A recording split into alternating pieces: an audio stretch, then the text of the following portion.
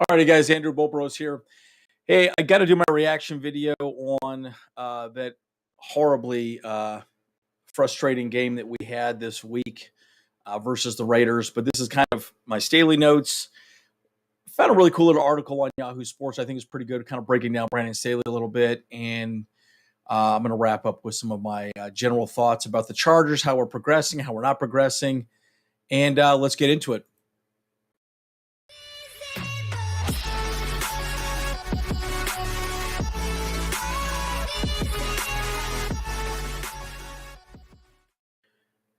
All right, guys, before I get into the video, again, as always, smash the like button. Please subscribe. We're getting pretty close to 800 subscribers now. We want to get to 1,000 because once we get to 1,000, then there's a lot more merch we want to bring out, right? We keep talking about this merch, but we want to be on a different platform. So that platform requires 1,000 subs. So we're trying to get to that. So if you can, please get our names out to some other folks because it does make a difference, guys. Really, we want to bring at least some fun merch, some things we enjoy having and wearing, and wearing to tailgates and so on and so forth. But anyway, if you can help with the channel, please get some likes and subs out there, and just maybe post it out to some other social media places and so on and so forth. But at any rate, enough of that, guys. It's been interesting. We've had a lot of activity with some Raider fans on a lot of our chats and some of our other videos. And it's great, guys. And at the end of the day, as much as we just despise the Raider fan base, they come out in full force, right? And they definitely talk when we lose, right? And so it's interesting seeing their responses. And, I'll just say this. Bottom line, it's great to win it, and it sucks to lose. And we lost that game. And, in my personal opinion, we gave up that game 100%. Just our litany of errors caused that game to go the wrong direction. Now, you could argue that, yes, they had some takeaways and we had that pick six, so on and so forth, but we played horribly offensively. So, and really defensively for that most part. So I've gone through Brandon Staley's notes. I want to share another video or a little article from Yahoo. So let me pull that up real quick here. Pretty interesting little article talking about Brandon Staley and where Brandon Staley is, well, Chargers are specifically underachieving as a team. So let's go into this article a little bit. Make sure we have this turned off. But the Chargers are underachieving a team that falls squarely on Brandon Staley. Now, this came out yesterday in the evening. I read the article and I interesting the way they broke this down, right? So, again, I've talked a lot about how our team is stacked, even with injuries, guys. I'm kind of tired of the injury conversation that, we're injured and we're beat up and yada, yada. Look, okay, I get that. But you can only say that for so long, right? And after a while, it starts to become coaching. I watched the Saints and the Bucks game last night. Monday Night Football. I had a friend over. We were watching the game, and good God, Tom Brady scores 2 touchdowns at the very end of the game and wins, right? But one thing I noticed, and we were specifically discussing how old Tom Brady is. I think he's 43, 42, something like that. But man, he had a clean pocket the entire time. I mean, he was standing up the entire time. And I kept thinking, when have we ever seen that with Justin Herbert these past 3 games? I mean, he is legitimately getting dry humped the entire time. And my point is, yes, we've had injuries, but yes, even with some scrubs, and they were talking about specific injuries on the line, they were doing a better job. Now, you could argue, well, Corey Linsley's out. He's the one that has the pass protection for the line. But it's still stacking up, and it's starting to be a problem for this guy right here, Justin Herbert, our stud quarterback. And we know what he can do when he has time in the pocket. So there's arguments to be made that get the ball out of your hands, get your ball out of your hands. Now, again, I'm going to go through this article, and then I'm going to go through a lot more of this a little bit later on. But it's something to think about moving forward and how we've done a poor job executing not only offensively, but also defensively. And again, the Raiders are not a great team defensively for the most part. They're arguably one of the worst defensive teams in the league. The same with the Chargers. Awesome. But they looked amazing against us. And again, the argument I do not say is, the Raiders played us better. No, we played poorly. Our pass protection was poor.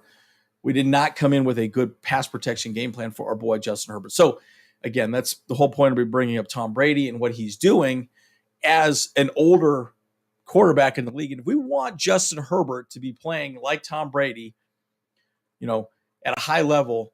We got to keep him healthy. And, he's gotten his ass kicked this season. So it's an interesting thing to think about. I mean, Chandler Jones got 3 sacks this game. Good God. He had no sacks all season. I think he had a half a sack. So really frustrating. So this article is pretty interesting going in. Issues in life are never black and white. It's really true. When it comes to an underachieving team, there are a myriad of reasons, struggling, yada, yada. We can talk about it. The boatload of injuries. We are the most injured team in the NFL. 100%. We are the most injured team in the NFL. 6-6 record. We're still, in the playoff conversation, right? Okay. But there's a couple things I want to bring up in this article specifically. But it seems a bit more when the team has is in question, had a Super Bowl aspirations going into the season. Make no mistake about it, guys. This season was all about getting a team together for a Super Bowl run. And it's been really frustrating seeing that we have not been able to do that, right? Justin Herbert is verifiably one of the best quarterbacks in the NFL and still played at a high level in this season amidst of all the bare-bone offensive scheme injuries that we've had. This is really where I want to sit on. And again, I've talked about this over and over again about Joe Lombardi. This has been my biggest argument about Joe. It's simple. We're doing very simple plays. And I get the concept of, okay, maybe execution, maybe we need to do things correct. But when you're not making the defense think differently about the way you're going to throw the ball down the field, move the ball down the field, it's very easy to scheme against what you're doing offensively. And that's what they've done. For the most part, Herbert has done his fair share of heavy lifting. Staley's defense has not at all. 100% agree. We've been very bad, underperforming.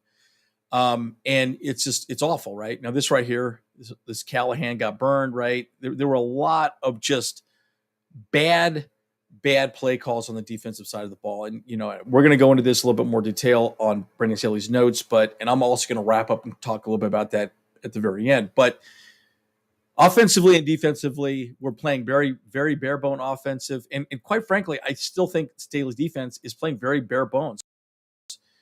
We didn't see any coverage on Adams. It was pretty much man up. And they had, again, just like my arguments with the Chiefs, we didn't do anything different to get Kelsey off of his routes. We didn't man up Derwin James on Kelsey or anything like that. But why didn't we double team Davante Adams? I would have put Mike Davis on him, and then I had a high safety focus on him specifically. Double team him. Doesn't matter. And again, I was watching the game last night, and I saw the safety play was so much more aggressive with the balls being thrown to these wide receivers. And our safety play is really awkward. We're kind of just floating, but not. We're so far back. We're so afraid to let the ball go downfield that we're not doing any intermediate type routes. And so I promise you, a lot of these teams are saying, hey, 10 yards, 15 yards, those are open and there's no safety coverage on top. So what's the point of even having the safeties there? They're playing so deep that they're not getting any type of pressure or any type of disruption. This play specifically, I remember I think it was Gilman or was Nas. I can't remember exactly where, but he wasn't even anywhere near Davante Adams. I'm like, wow, that's bad safety play. But it's also arguably bad coaching. So again, we're going to go more into that a little bit later on down the road. So again, in this article, it contingently goes to injuries, star players like Joey Bosa, J.C. Jackson. We are going to get Joey Bosa back. Who knows when? We'll talk a little bit more about that in his notes. And again, so this is the final thoughts on this, and then I'm going to move to the notes. But at some point, the person has to be hired, needs to lead the defense and show why the Chargers were right to hire him as a head coach. Again, we have regressed as a defense 100% this season. Staley was known for his being transformed into defensive player in regards to the Rams, building a defense unusually stout against the run despite not keeping many defenders in the box. It's the whole point of Brandon Staley, and it's why his defense is so unique, is he could run 4 men in the box, maybe 5 men in the box, or just go man-to-man because you have an offensive line, 5 guys. You put 5 men in the box, and you still stop the run, and you're amazing. Well, again, look at the Rams, right? They had Aaron Donald, arguably the best defensive player in the league every year. And then you had Jalen Ramsey, arguably the best corner in the league, right? And Jalen Ramsey would just man up against Davante Adams, and then you still get pressure with Aaron Donald. Now, again, again, this is huge, right? He just continued to go into that conversation. But the argument is, yes, that worked with the Rams. So what we're really getting at is, look, why continue on with that type of defensive scheme if you don't have the personnel to make it work? That's the argument. I think it's really partially what this article is saying too. Staley's defense needs players to win one-on-one matchups. That's the whole point. The whole point of his defense is to win those one-on-ones. We have not done that. Okay, arguably none of our players on this team have won one-on-one matchups, and so what's starting to happen is what I'm seeing. Brandon Staley continues to stay in zone. Zone is, in fact, it's interesting. Just so you guys know, whenever the offense is putting a man in motion, the only reason why they do that, well, arguably one of the only reasons why they do this is to let the offense know whether or not they're in zone or they're in man, right? If you see a corner trail the wide receiver, whoever's in motion, then you go, okay, they're in man, right? So you're tipping off that offense. Okay, they're in man defense. Then the quarterback can make a decision. Okay, we want to go this way with the ball, right? Okay, this guy should be open. He's in man, yada, yada. But the problem is we're not doing well in either one. That's my argument, right? When we're in man, we're not playing well. We're in zone, we're not playing well. Now, again, one of the people that we talked about here too, J.C. Jackson, he really, in my opinion, is more of a man corner, much like a Jalen Ramsey. And we continually played him in zone, and he clearly did not know how to do that very well. He just didn't. He did not do that well. Now, what I would have done is just have him be manned up on the number one guy. I would say, great, you're on Devontae Adams.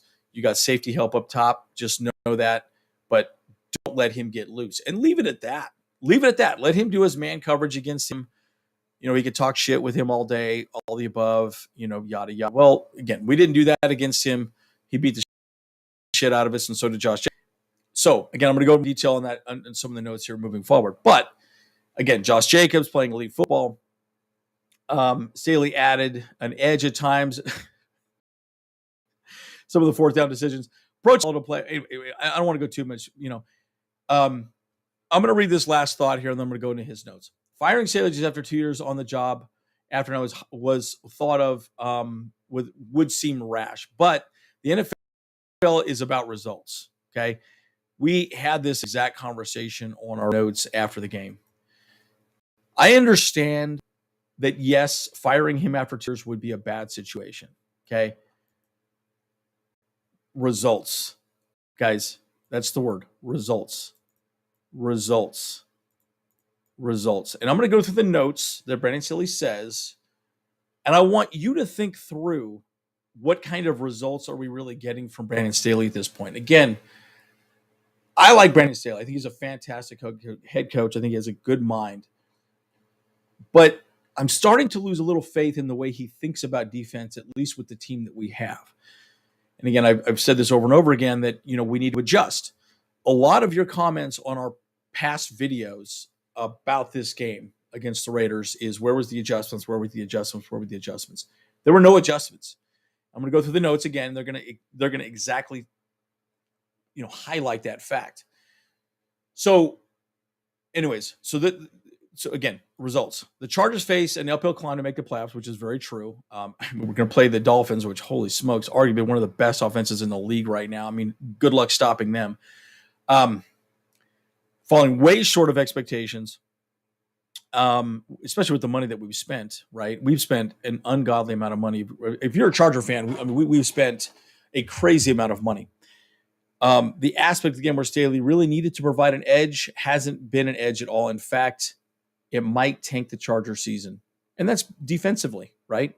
Defensively, we played very horrible, okay? So, again, where does that leave us, right? Well, it leaves us as a fan base pretty frustrated, right? All right, so let's get into Brandon Staley's notes, right? And, you know, again, these are the major points from it. Eric Smith, by the way, I love him. There's an article that he did on the 5th that I'm probably going to talk about. It's the 5 takeaways here. It's a pretty cool little article. So I'm going to go into that, maybe another one on Thursday. But let's go into this. Again, I'm just going to say this about Brandon Staley. I had a lot to think about over the weekend in my extreme anger and frustration. And part of the problem with Brandon Staley is, did we hire him a little too early, right? What I don't want to see is a Young Koo or a Michael Badgley type situation where we have a kicker and we let them go and they become an all-pro kicker somewhere else, right? I promise you Brandon Staley will get a head coaching position somewhere if we let him go. So the argument is, okay, do we give him another year and go and move forward? I would probably say the answer is yes to that. And we're going to talk about coaches' salaries on Friday. James and I have been talking about that. And, again, everyone wants to talk about Sean Payton, some of these other coaches that are out there. We're getting him on the cheap. Okay, we know this. Okay, we're not paying him a lot of money, right? It's actually interesting. We can't really find exactly how much money. If you guys know how much money Brandon Staley gets paid per year, put it in the comments down below, because every time I look at how much he gets paid, I think it's around $1 million, maybe $1.5 million, maybe $2 million. That is very cheap for a head coach in the NFL, guys. It's very cheap. So it's an interesting thing to think about. So we're going to talk about head coaching salaries. What would it cost to bring in Sean Payton? What we have to do. We give up a lot to bring a guy like Sean Payton in the door here. So anyway, I'm going to give my general thoughts on that moving forward at the wrap up. But let's go through his notes. Let's talk a little bit about what's going on here. And again, tune in. We are going to be live on Friday, and we're going to go through that. So injury updates. God, it's just awesome. Just love all these injuries we have here. So SJD went down, MCL sprain. I don't know. I don't know where he's going to be there. I just don't even know what's going to happen here, guys. An MCL sprain is pretty bad. I mean, that's pretty much what Pipkins has been dealing with. Zion Johnson, shoulder injury. My God. I mean, that whole right side is blown up. Again, it happened last year too. Why can the right side not stay healthy? It's absolutely so frustrating. Callahan, core muscle injury, right? Probably some sort of ab injury or something like that. These are three core players, guys, with injury. At some point, you just have to laugh, but it's also frustrating, right? You are the most injured team in the league, and every single one of your players is just consistently being injured, right? And strength and conditioning, where is the disconnect, right? How are we not game time ready? That's an argument to figure out, right? And I get very nervous about where we're at going into this game against the Dolphins. Anyway, talk about Corey Linsley, Pipkins again. This is what 5 players specifically at the very beginning about injuries, right? Oh, and then a little bright news right here. Donald Parham is going to come back this week. I'm just going to say this about Parham. We have missed him, right? The thing about Donald Parham that I really like is that he's a tall target, right? Gerald Everett is by far a better tight end, by far, by like a long shot. But where Parham is very good is moving the chains on third down, red zone. You could do a lot with that guy because he's so tall. And Herbert could just throw the ball high, completely away from any defender. And there's an opportunity for him to catch the ball. And if not, he could draw a penalty, right? So there's a lot of good things. So at any rate, just love seeing these injuries just stack up. It's just super frustrating. But anyways, it is what it is, right? So, all right, so let's go into some of the things that were specifically asked about the Chargers and where we're going on the pressure rate that the offense has been experiencing, right? I mean, these past 3 games, I believe Herbert's been sacked. It's either 15 or 16 times. We gave up Chandler Jones 3 sacks this game.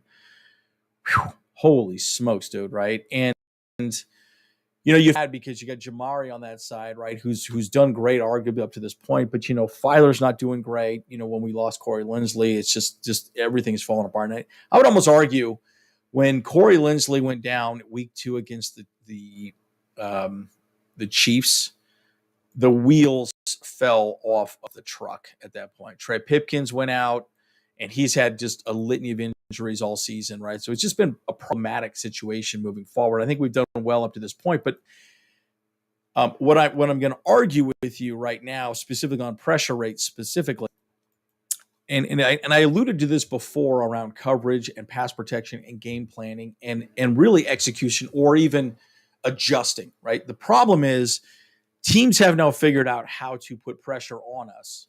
Okay. It's happened 3 weeks in a row, guys. And you could argue, well, good pass rushing, and Staley talks specifically about that. But the problem is our protection scheme is bad. So we're not doing a good job of protecting Justin Herbert or opening gaps, right? So they're running pretty base defenses against us. I mean, there were a lot of times they were showing pressure but dropped out, and they were showing cover zero, like all out blitzes, and then people would drop. But the problem is, guys, we're still not picking up those blitzes. And they're not even blitzes. They're just 4-man rushes. And those 4 men that come up, man, it's just we're not doing anything correct to block anything at all, right? We're not opening holes for the running game. We're doing a horrible job of protecting Justin Herbert. So we can go into that a little bit more detail later on. But the pressure rate's been pretty horrible. I don't really want to go too deep into this. All right. So again, we had a lead. It was 10-0, I think in the first quarter, which is amazing. And so again, I have a hard time to kind of thinking through how I want to say this in a politically correct way. This part kind of frustrates me. I think that you could tell that their game plan was trying to heat up and force people to be on islands a little bit. Okay. I thought we adjusted well and made some good protection judgments as the game went on. I could argue that is somewhat correct. I think we did do a little better job at the second half, but I think also Herbert started recognizing where the pressure was coming from, and he was doing a better job of eluding that pressure, right? Knowing, okay, this guy is not getting blown off of his mark and going from there. But they were pressuring us, right? We weren't moving the pocket or doing anything to really be aggressive in opening holes. That's a big part of the running game as well, too, guys, is not only hitting the guy, but moving him out of the way and then getting to the second level. We weren't doing any of that. I rarely saw any of our offensive linemen get to the second level and put any type of pressure on their linebackers. That's bad, guys. That's not good, right? You need to win your one-on-one battle, the guy in front of you, and then move to the second level, and that was not happening. So this is kind of interesting. Again, he liked the communication, how we're getting things done. And again, Justin Herbert was just running for his life the entire game. Again, Justin Herbert did a great job of protecting the football. His turnover ratio has been absolutely amazing. Again, we're going to keep working hard and we're trying to get healthy as an offensive line and keep moving. Okay, sure. Look, my argument is we didn't make any adjustments. At least we didn't make adjustments that mattered, right? Whatever those adjustments were, again, and Brandon Staley's obviously speaking in generalities at this point, right? But again, the adjustments were not benefiting the team, right? This is another thing.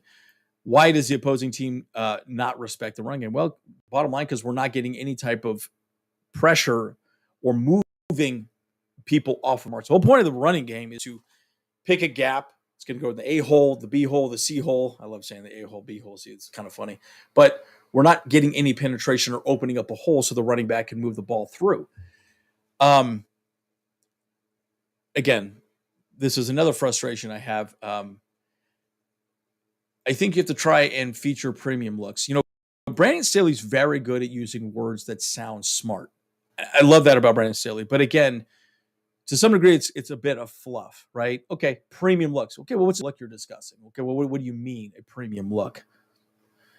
You have to try and play premium hands in the running game. Again, my argument is smash the ball down their throat, right? The problem is we're not getting any type of forward momentum. We're pretty good in the screen game, but we don't call those plays very often. But in the run game, we're getting no push or movement on the defensive line. They're getting pressure with 4 guys, right? It's terrible. I mean, again, we have 5 guys on the line. You're beating us with 4 rushers. Okay, that means we're losing our one-on-one battles and giving up more. That means everything else can be in coverage. That's essentially prevent defense, and they could stop the throwing motion. That's why Herbert's numbers are down this season. Then the different types of passes change the launch point, or you can change that type of protection. And again, if you notice Justin Herbert specifically this season, because rim injury, at least my assumption, he's been doing a lot more sidearm stuff. He actually leads the league in batted down balls. Not good. It's not a good stat. And that's a problem. And again, part of it, I think, is the protection schemes, the way we're doing things. And our play action is not fooling anybody, because guess what? We're not running the ball. The whole reason play action works is because we're actually rushing the ball, or rushing the ball well. And if we're not doing that, we're not going to do anything. They're not going to respect the play action. So what the hell are you doing? You're not going to hand the ball off at this moment. Anyways, and again, this is the other part that I get frustrated. It's going to come down to in rhythm and blocking people. Well, we're not doing any of those things right now. Again, he talks about the matchups: Max Crosby, Chandler Jones, yada yada, Chiefs, Nick Bosa. Anyways, tired of these excuses. But bottom line, we're not doing a good job, right? And again, one of the things I saw with everybody on our comments is that, where were the adjustments? Where were the adjustments? Where were the adjustments? There was none. There was no adjustments. Nothing changed. We just continue to do the same thing over and over again, and expecting a different result. And what is that? That's the definition of insanity, in my opinion, right? So it's frustrating. Look, facts are that there has been a lot of pressure in the last 3 weeks, and we need to continue to improve overall production in that phase. I agree. I mean, we've been absolutely horrible. I mean, and again, we want Herbert to stay healthy. He needs to do a better job. Right now, he's running for his life. Now, okay, let's get into my frustrations about the way we defensively played against the Raiders. I watched Chris Hayrie and Matt Money Smith's podcast. I'm drawing a blank. Charged Weekly, I think is what it's called. And Matt Money Smith, what he said was, look, I would stack the box and take away, Josh Jacobs. Even when we tried to do that, we did a pretty poor job of making that happen, right? And, our linebacker play was pretty horrible. There were just things that we just did not do correct through the entire game. It was just really odd to see. In fact, if anything, I would say we're getting worse as a team, and that's bad, right? Going into a playoff run, right? Okay. Anyways, but what I would have done, again, me being a fan, I would have stacked the box. I would have 6 and 7 man fronts in the box, and I would double team Davante Adams. Pretty simple. There were 2 people that beat us. 2 people, Davante Adams and Josh Jacobs. And arguably, Derek Carr is not a good quarterback. I do not consider him a good quarterback. I don't care what anybody says. He's not a great quarterback. I mean, obviously, he's maybe top 15, but he's not a Justin Herbert. He's not a Mahomes. He's not a he's not a top 5 quarterback in the league. He's just not, right? He's not Josh Allen. And anyways, so my point is double team Davante Adams.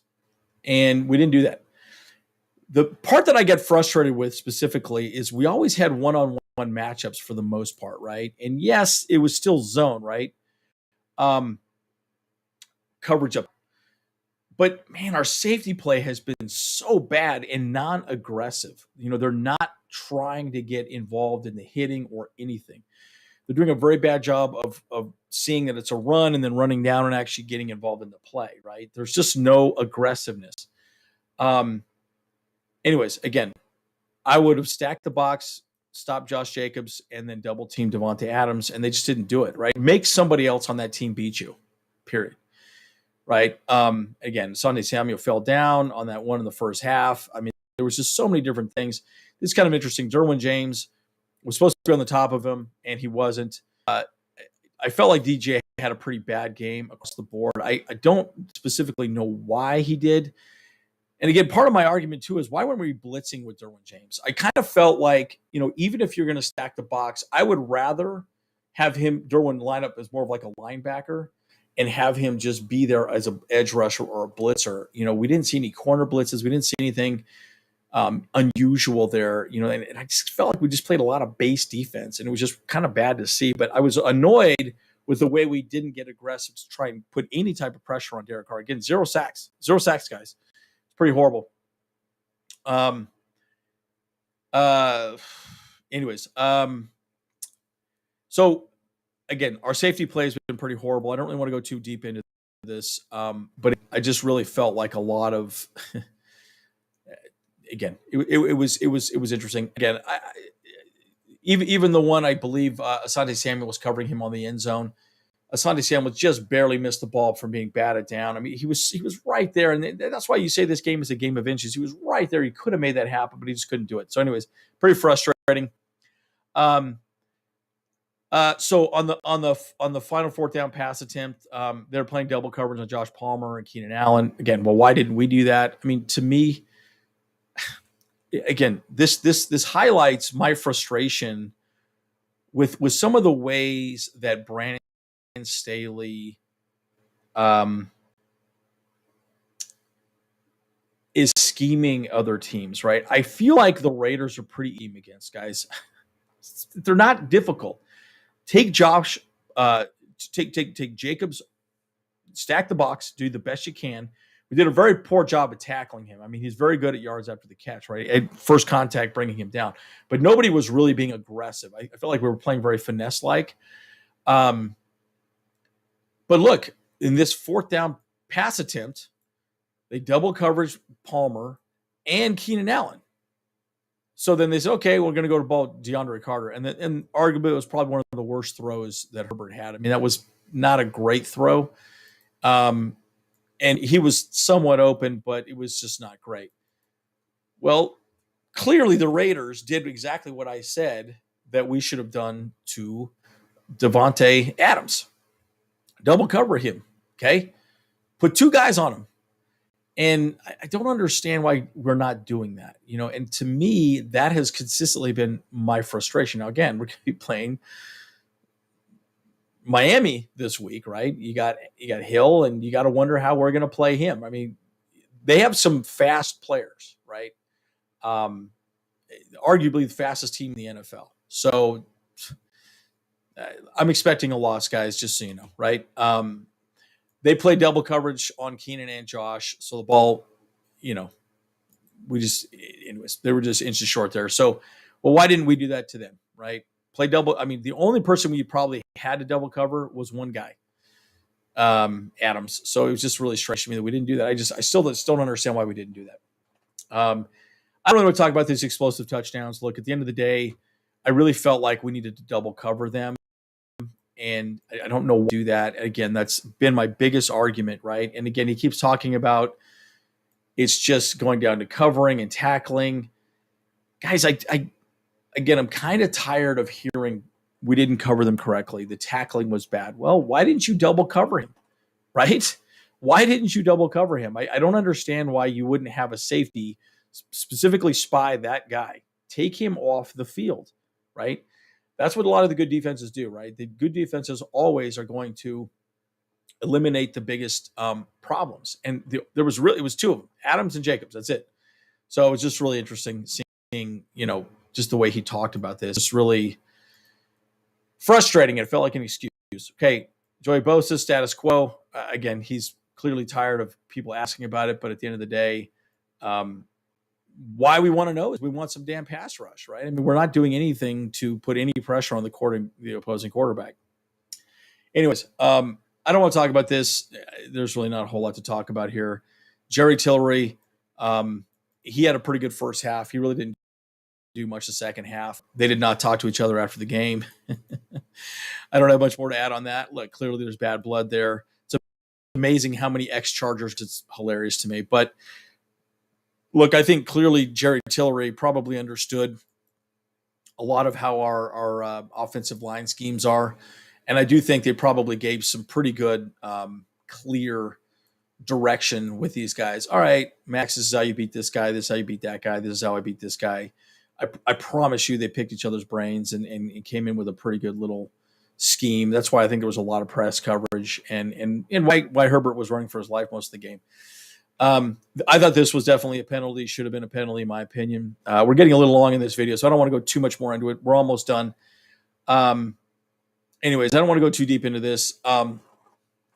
Pass rush performance was pretty horrible, right? Kyle Van Noy clearly is not an edge rusher. I like Morgan Fox did a great job.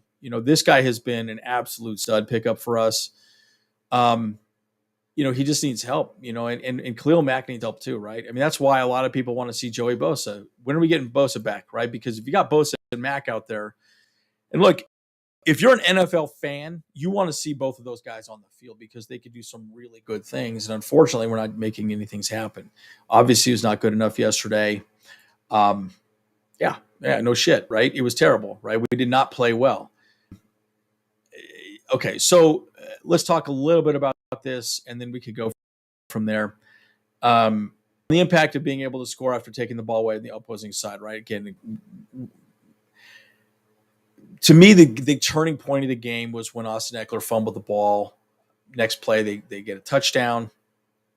Then we kick a field goal, and then or we attempt a field goal. We miss a field goal. They get the ball back at flea flicker, then they score a touchdown again. Right? They score 14 points and literally nothing. We in the third quarter.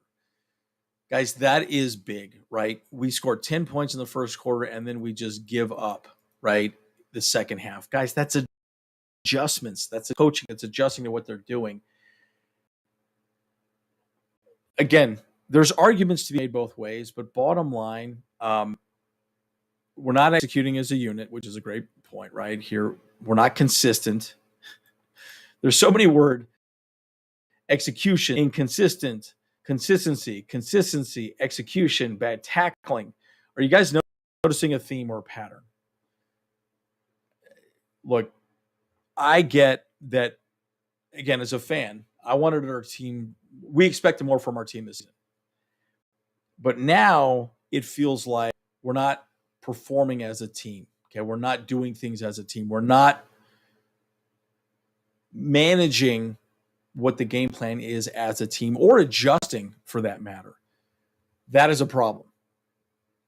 So, it becomes a question around, do we have the right coach staff? Now, you can, again, make plenty of arguments that, yes, we're a young coaching staff, we're learning, we're growing, and yes, they do matter. They do, okay?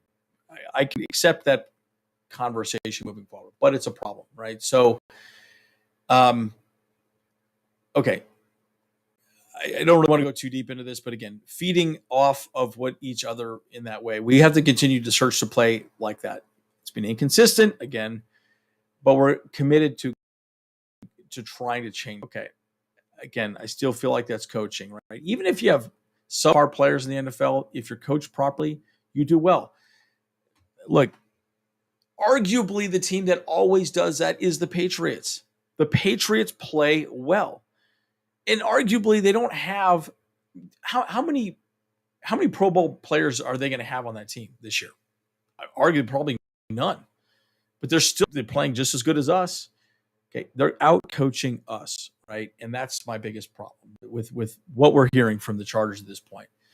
And even with the injuries, and there was a couple comments on some of our past videos, even with the injuries we have some of the better players out there in the league. I mean, Eckler is arguably one of the most amazing running backs in the league, and we're still not performing well. So that's a problem, right? Ja Taylor, look, Ja did well. He played solid. Mostly a special teamer. Good job. All right, we're gonna watch this. We're gonna read through this a little bit and then move forward. I'm just gonna say this: adjustments second half were poor. We didn't do well. Obviously, third quarter we were absolutely horrible. Again, wants to talk about in the Arizona game, they did that. Finishing drives, yada yada. These are all key points. But again, words like execution. Our execution hasn't been good enough. It's just consistently execution, timing, rhythm. These are all words that are starting to become tiresome, in my opinion. Like, I'm just tired of hearing it, right? It's like, okay, I can understand that for a game or two here and there, but again, we're not doing things correctly. It's starting to become tiresome. This is kind of interesting. I'll read this and then one little last thought. I thought that offensively we got it going in the fourth quarter in this game. Well, yeah, for sure, because our backup was the wall. All of these plays that were positive plays, they didn't end up points for us. Okay, well, that's all that really matters. And that's where we haven't had a high level execution to score points. It hasn't been good enough. I agree. Again, not good enough. Execution, point of attack, rhythm.